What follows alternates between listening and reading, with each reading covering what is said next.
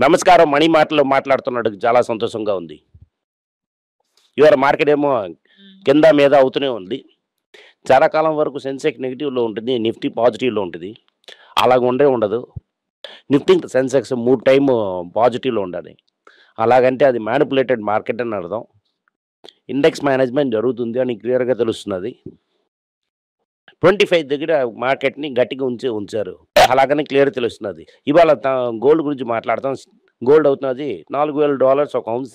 ఒక ఔన్స్‌కి 4,000 మీద ఉంది. $4,050 ఉంటది.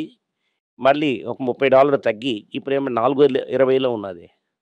ఇప్పుడు రేట్ జరుగుతుందంటే ప్రాఫిట్ టేకింగ్ జరుగుతున్నది అన్నది. ఇవాళ తగ్గుతుంది అని అనుకున్నాను. కానీ ఇవాళ తగ్గలేదు. 11,400లో ఉంది. ఇవాళ ఈవినింగ్ తగ్గినా కూడా రేపు మార్నింగ్ ఏడ్ అవుతుందని మనకు తెలీదు. సో, 11,500 ఇనీషియల్ టార్గెట్ దాటిపోయింది. 11,350 వచ్చినా కూడా మళ్ళీ శీఘ్రంగా అది 11,500 దాటిపోతుంది.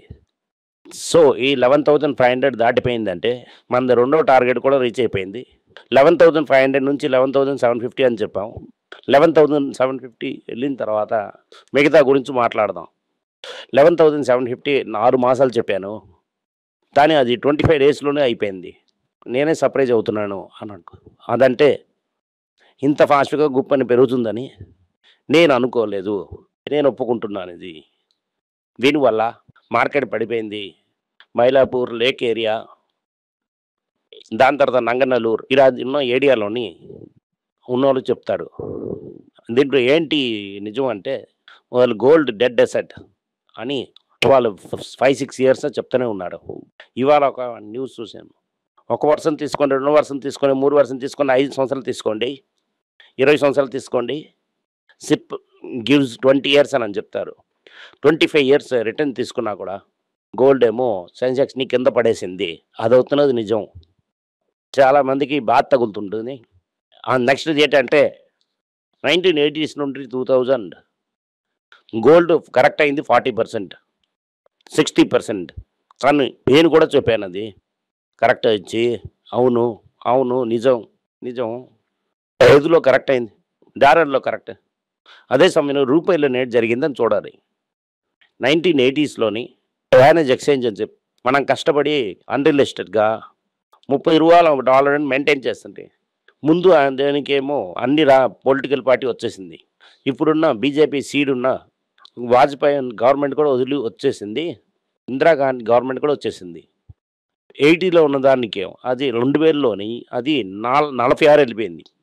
మీరు గోల్డ్ పడిన పీరియడ్ కన్సిడర్ చేసినా కూడా గోల్డ్ ఏమో 240% రూపాయిలో పెరిగింది. ఇక్కడ ఉన్నోళ్ళందరేమో రూపాయిలో చూస్తారా, డాలర్‌లో చూస్తారా అని మాకు తెలీదు. రూపాయిలో చూసాను. ₹240 పడింది.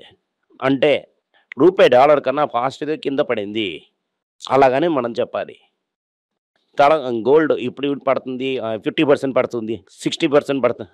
రూపాయిలో పడుతుంది నాకు తెలుసు. 2025లోని 2000 నుంచి 2025లోని సెన్సెక్స్ ఏమో 5 times negative returns. 5 times gold కూడా నెగెటివ్ రిటర్న్ ఇచ్చింది. యాన్యువల్లే చూసామంటే. గోల్డ్‌లో హైయెస్ట్ నెగెటివ్ రిటర్న్. రూపాయిలోని 8%. Sensex the highest negative return 2008లోని 50%. అది దానివల్ల. ఏది ఎక్కువ వెలటైల్, ఏది కింద పడి మీద పెరుగుతుందని మీరు జడ్జ్ చేసుకోండి. చాలామంది చెప్పడం వల్ల నిజంగా పిచ్చి రేట్ చెప్పడం అని నా తలకు అర్థమే అది. నెక్స్ట్ అవుతున్నది ఇంకో విషయాన్ని మనం చెప్పాలి. దీన్ని ఒకే లైన్‌లో రిటైల్ కొనేశారు. రిటైల్ బయింగ్ ఫెన్సీ వల్ల రేపు గోల్డ్ పెరుగుతుంది. చాలామంది కథ చెప్తారు. ఇప్పుడు యాక్చువల్‌గా చూసారంటే సెప్టెంబర్ మాసం బిగినింగ్‌లో రీటైల్ టోటలీ అన్ని ఈటీఎఫ్ అన్నీ కలిపి గ్లోబల్ చూసుకుంటే 4,000 టన్స్ ఉంటుంది. అదే 4,000 టన్స్ 2020లో కూడా ఉంది. 2020లో ఎంత ఈటీఎఫ్‌లో ఉందో అదే లెవెల్‌లో కూడా ఈటీఎఫ్‌లో ఉంది. ఏషియా నుంచి ఈటీఎఫ్‌లో చాలామంది డబ్బులేశారు. అమెరికా నుంచి చాలా తెల్లవాళ్ళేమో ఈటీఎఫ్ నుండి డబ్బులు తీసుకెళ్ళి నెట్ సేమా ఉంది. ఇండియాలో మాత్రం $10 బిలియన్ ఈటీఎఫ్‌లో ఉంది. లాస్ట్ టైము మనం ప్రజలు హుషారుగా ఈటీఎఫ్‌లో వేశారు. దీనికి గోల్డ్ తెల్లకి దిగింది మరి ఇంకా చెయ్యాలి ఇండియన్ గవర్నమెంట్ అన్నది మీరు అర్థం చేసుకోవాలి. సో గోల్డ్ రీటైల్ 5 ఇయర్స్‌లో ఏ చేంజ్ లేదు. సెప్టెంబర్ మాసం 1వ తేదీ. నెక్స్ట్ ఇండియాలో చాలా కొన్నారు. ఇండియా, చైనా అదే గోల్డ్ రిటైల్ చాలా కొంటారని. Year on retail sales last year first 9 మంత్స్‌లో ఎంతుందో, ఈ సంవత్సరంలో రీటైల్స్‌లో 9 మంత్స్‌లో ఎంత రీటైల్ సేల్స్ అయిందో 2 సేమ్‌గానే ఉంది. చిన్న జ్యువెలర్స్ నుండి పెద్ద జ్యువెలర్స్ వరకి మార్కెట్ షేర్ ఎళ్ళింది. ఇది నిజం. Kalyan sales increase Thangamayil sales increase అవుతుంది. ట్రైడెంట్ సేల్స్ కూడా పెరిగింది. అనార్గనైజ్ సెక్టర్ నుంచి ఆర్గనైజ్ సెక్టర్‌కి గోల్డ్ ఎళ్తూనే ఉంది. అది ఉండాలి మనం తెలుసుకోవాలి కానీ, ఇండియాలో కూడా గోల్డ్ ఎక్స్‌ట్రా వర్లేదు రాదు. ఇప్పుడు ఏంటి గేమ్ అని అర్థం చేసుకున్నా. చైనా, రష్యాకు అమెరికాకు జరుగుతున్న గేమ్. ఆ గేమ్‌లో నెక్స్ట్ వీకే అవుతుందని అనుకుంటారండి. నేనేంటి మీకు చెప్పాలి. చైనా రేపే ట్రంప్ కింద నేను సరెండర్ అవుతాను. కట్టిబుజ్జి వైద్యం చేస్తాను. అలాగని అనుకుంటారంటే అది మీ పాయింట్. దీనివల్ల గోల్డ్ ఇప్పటికి ఇవాళ రేపటికి పెద్దగా తగ్గడానికి అవకాశాలు చాలా తక్కువ. అలాగని మీరు క్లియర్‌గా తెలుసుకోవాలి. చాలామంది చాలా విషయాలు చెప్పొచ్చు. ఆయన ఇదవుతున్నది నిజం, కల నిజవ్వడం.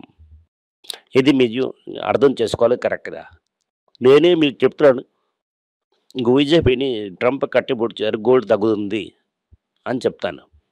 డాలర్ ఆ గోల్డ్ అనుపోటు జీ జిన్‌పింగ్ దిగారు ట్రంప్‌తోని. ఇదవుతున్నది రియాలిటీ. ఈ రియాలిటీలో గోల్డ్‌మన్ సాక్స్ ఏం చెప్తున్నారు? 4,900 వరకు ఎళ్తుంది. డాలర్ కనెక్ట్‌లోని అలాగెళ్ళిందంటే ఇండియన్ కరెన్సీలో రూపాయి లెక్కలోని 22-25% ఎళ్తుంది. ఆ రేట్ గాని కరెక్ట్‌గానే ఉందంటే 13,500 నుంచి 14,000 వరకు గోల్డ్ ఎళ్తుంది. ఏం చెప్పలేదు. అది గోల్డ్‌మ్యాన్ సాక్స్ చెప్తున్నారు. వీళ్ళందరూ గోల్డ్‌మ్యాన్ సాక్సే నమ్ముతారు. దీనివల్ల గోల్డ్‌మ్యాన్ సాక్స్ అని చెప్తున్నారు. దీనికి మధ్యలోనే పుటిన్ గాని గట్టిగా పట్టి వైద్యం చేశారంటే, షీ జిన్‌పింగ్ కూడా ఇద్దరికి గట్టిగా అమెరికాను పట్టుకుంటే, ఇప్పటి వరకు కట్టుకునే వైద్యమే లేదు. 14,000కి ఎళ్ళిందనుకోండి. 40% పడినా కూడా మనం ఉన్న 10,000కి గోల్డ్ రాదు అని మీరు బాగా తెలుసుకోవాలి. జపం చేయగలం, పూజ చేయగలం. గోల్డ్ 5,000కి రాదు. రైటా? యాగమే చెయ్యొచ్చు. అయినా కూడా గోల్డ్ 5,000కి రాదు. ఇది ఏమో గోల్డ్ గురించి డీటెయిల్డ్‌గా ఎక్స్‌ప్లనేషన్ ఇవ్వాలి. చాలామంది చాలా ప్లేసుల్లో కన్‌ఫ్యూజ్ చేస్తున్నారు. రైటా? ఇవాళేమో మిగతా న్యూస్ గురించి చూద్దాం. లాస్ట్ నిమిషంలోనే నియల్ కత్తి అంతా సండ అంతా వంచేసి అక్కడ ఇక్కడెక్కడ మనుషులు కలిపించి 2 టైమ్స్ సబ్స్క్రిప్షన్ తెప్పించారు. మోస్ట్ లైక్లీ వాళ్ళే మనుషుల్ని సెటప్ చేసింటారు అని అంటున్నారు. గోల్డ్ మార్కెట్ 3-4% చెప్పినా కూడా మోస్ట్ లైక్లీ నెగెటివ్ రిటర్న్ వస్తుంది. ఎల్‌జిఎం లాస్ట్ రోజు రేంజ్ ఆన్ చేశారు. ఇంకా 0.5% అనేది వచ్చింది. మీకు లక్. ఇవాళ ఫార్మా కంపెనీ అనేది జగజ్యోతి అయింది. ఎందుకంటే జనరిక్ మ్యానుఫ్యాక్చర్ మీద పెద్దగా టారిఫ్ లేదు. అలాగంది ట్రంప్ రాఘవత్ చెప్పారు. మనం కన్సిడర్ చేస్తున్న 3-4 కంపెనీసే జనరిక్ కంపెనీ. మన పొజిషన్ తెలిసే తీసుకున్నాం. అయినా కూడా ఈ కంపెనీ అనేది చాలా రిస్క్. ఈ కంపెనీ ఏమో స్టార్టప్ కంపెనీ అని చెప్పినోళ్ళు ఇప్పుడు ఎక్కడ మొఖం చూపిస్తారు? నెక్స్ట్ టాటా మోటార్స్ 1 వీక్‌లో 7% పడింది. డీమర్జర్‌కి ముందు. కన్సిడర్ చేశారంటే 10 సంవత్సరాల తర్వాత మంచి రిటర్న్ వస్తుంది. 10 సంవత్సరాలు సైలెంట్‌గా ఉంటారంటే, నాలుకే అయ్యో రామా అని అన్నారంటే ఇది వదిలేయండి. లేదంటే ఇది మీరు కన్సిడర్ చేశారంటే మంచి లాభం వస్తుంది 10 సంవత్సరాల తర్వాత. నెక్స్ట్ ఇంపార్టెంట్ న్యూస్ ఏంటంటే ట్రైన్‌లో ఎగరడం అన్నది తక్కువైపోయింది అని ఒక ఆర్టికల్ వచ్చింది. ఆ ఆర్టికల్‌ని సైడ్ చేస్తాను. దివాళీ సీజన్‌లో కూడా ఒకళ్ళు ఊరికి నుంచి ఊరికెళ్ళడం, అమ్మ, అప్పని చూడడం తక్కువైపోయింది. ఎయిర్‌లైన్ ఫెస్టివల్స్ ఇయర్ అని చెప్తున్నారు. ఈ ఎయిర్‌లైన్ ఫెస్టివల్స్ ఇయర్ మిస్ చేయడం అన్నది ఏంటి సిగ్నిఫై చేస్తుందంటే అనంటే ప్రజల చేతుల్లో జాబుల్లో డబ్బులు లేవు. ప్రజలు దీపావళికి ఊరికెళ్ళడం లేదు. ఇది అప్పర్ మిడిల్ క్లాస్. అదంటే ఢిల్లీలో పనిచేస్తున్న ఒక రాయ్‌గూర్‌లో పనిచేస్తున్న ఒక తమిళ్ మెడ్రాస్‌కి రావడం లేదు. అలాగన్నది ఇప్పటి వరకు తెలుసుకున్న ఒక స్టేజ్‌కి తెలుస్తున్నది. న్యూస్ అలాగంటే ఫెస్టివల్ సీజన్ అవుతున్నది ఇప్పుడు. ఇది ఎందుకు అనేది మనకు అర్థం అవ్వలేదు. దీనివల్ల ఏంటి అర్థం అంటే ఎకానమీలో పెద్ద రికవరీ లేదు. ఇది తెలుస్తున్నది. ఎఫ్ఎంజీ సేల్స్ అంతా సింగిల్ డిజిట్‌లోనే ఉంది. అలాగని చెప్తున్నారు. ఎఫ్ఎంసీజీలో రికవరీ లేదు. బేస్ బేస్ మెటల్‌లో స్టీల్, ఐరన్‌లో చైనా మైన్స్ ఆపినా కూడా మనం డ్యూటీ ఏయడం వల్ల బేస్ మెటల్ ప్రాఫిట్‌లనేవి పెరుగుతాయి. మనం టాటా స్టీల్‌లో కూర్చున్నాం. బేస్ మెటల్ స్టీల్ పెరిగిందంటే ఇన్‌ఫ్లేషన్ కూడా పెరుగుతుంది. నెక్స్ట్ బ్యాంక్స్‌కంతా పెద్ద క్రెడిట్ అప్టేక్ లేదు. అలాగని న్యూస్ వస్తున్నది. అలాగని సెకండ్ క్వార్టర్‌లోనే బ్యాంక్ తాలూకా గ్రోత్ అమోఘం 20% ఉండదు. అలాగని న్యూస్ కూడా వస్తున్నది. సో, ఆటోమొబైల్ కాంపోనెంట్స్ ఇలాగనే ఉంది. ఇప్పటి వరకు చూస్తున్న ఆటోమొబైల్ కాంపోనెంట్ సేల్స్ ఇయర్ నుంచి 8% సేల్స్ ఇంక్రీజ్ అయ్యారు కానీ ఫెడా చెప్తున్నది. ఈ 20 రోజుల్లో 34% సేల్స్ పెరిగింది. నేను చెప్పిందా బిర్యానీ కథ లాంటిది. నా తలక మంచి జంతువుకి 4 రోజులు తిండి ఇవ్వకుండా చక్కని బిర్యానీ ఇచ్చామంటే కుక్క బిర్యానీ ఎలా తింటుందో అలాగని కార్ సేల్స్ అయింది. దీనివల్ల ఈ అక్టోబర్, నవంబర్, డిసెంబర్ 15% మీదకి వెళ్ళిందంటే సూపర్ ఆన్ సేల్స్ అని తెలుస్తుంది. లాస్ట్‌గా ఇంపార్టెంట్ డెవలప్‌మెంట్ మహీంద్రా కంపెనీ 3గా స్విచొచ్చు అని చెప్తున్నారు. అలాగంటే ట్రాక్టర్ కంపెనీ వేరేగా, కమర్షియల్ వెహికల్‌కి వేరేగా, ప్యాసింజర్ వెహికల్ వేరేగా చేయొచ్చు. ఇది అలాగ జరిగిందంటే వాల్యూ అన్‌లాక్ అవుతుంది. అలాగని మాట్లాడుతున్నారా? ఈ వాల్యూ అన్‌లాక్ అయిందంటే అది మంచి విషయమే. హోల్డింగ్స్ అని ఏ కంపెనీలో ఉంది అని చూడాలి. Tech Mahindra Mahindra and Mahindra finance holding, Mahindra holiday resorts, అలాగే రీసెలరీస్ కంపెనీ.